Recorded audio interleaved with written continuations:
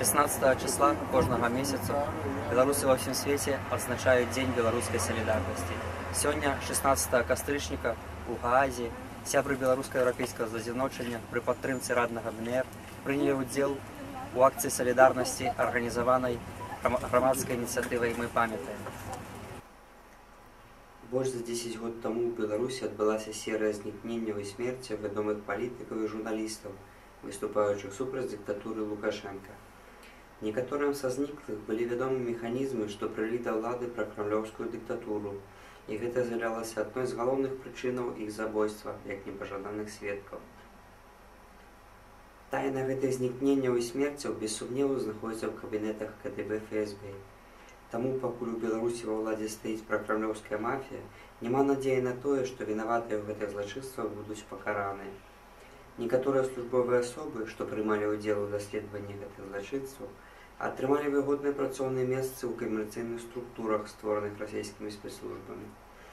Добрасумленныя ж следчыя мусілі прасіць палітычнага прытулку ў дэмакратычных краінах, каб захаваць сваё жыццё. Шэраговыя ж выканаўцы злачынных загадаў ніколі не будуць мець магчымасці атрымаць прытулак у еўрапейскіх краінах, бо яны прыраўноўваюцца да ваенных злачынцаў. Напярэдадні прэзідэнцкіх выбараў крамлёўскія шэфы беларускага дыктатара распачалі імітацыю шантажу і застрашэння сваёй марыянеткі з мэтай зрабіць яе больш згаворлівай і заступлівай. Тым самым складваецца ўражанне для наіўнага электарату і палітыкаў-папулістаў, што Лукашенка – самастойная палітычная фігура, якая адстойвае беларускія цікаўнасці. Рэальная ж сітуацыя абсалютна іншая. За час свайго кіравання Лукашенко зрабіў усё, каб поўнасцю знішчыць беларускую дзяржаўнасць.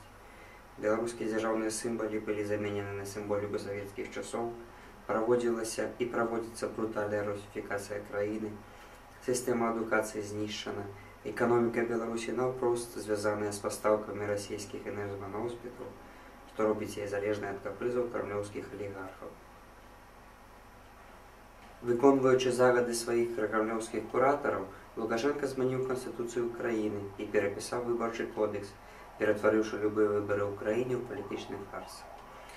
Ліберальная палітыка еўрапейскіх бюракратаў, кіруемых сваімі прагматычнымі мэтамі па перапродажу расійскай вугляроднай сыравіны, прывяла да фактычнай змовы часткі карумпаваных еўрапейскіх палітыкаў з мафіяй у Крамлі. Па загадзе крамлёўскай мафіі з удзелам нямецкіх спецслужбаў была праведзена маштабная аперацыя па разбурэнню дэмакратычных партыяў і грамадскай супольнасці ў Беларусі. Такім чынам была замацавана манаполія на палітыку за крамлёўскай марыянеткай Лукашенка. Палітычны наіў слабой беларускай дэмакратыі прыводзіць да ўродлівай формы палітычнай актыўнасці, што спрыяе дыктатарскаму рэжыму. Спробы гуляць па дэмакратычных правілах ва ўмовах мафіёзнага кіравання краінай заўсёды будзе прыводзіць да паразы дэмакратычных сілаў. Гульня ў дэмакратыю па правілах дыктатуры звычайна прыводзіць да банкруцтва палітычнага даверу. Ігнараванне ідэалаў свабоды і дэмакратыі ў інтарэсах транснацыянальных мафіёзных груповак заўсёды прыводзіла да сусветнай нестабільнасці, а ў некаторых выпадках да ўзброеных канфліктаў і мільёнаў чалавечых ахвяраў ні ў чым не вінаватых жыхароў Еўропы.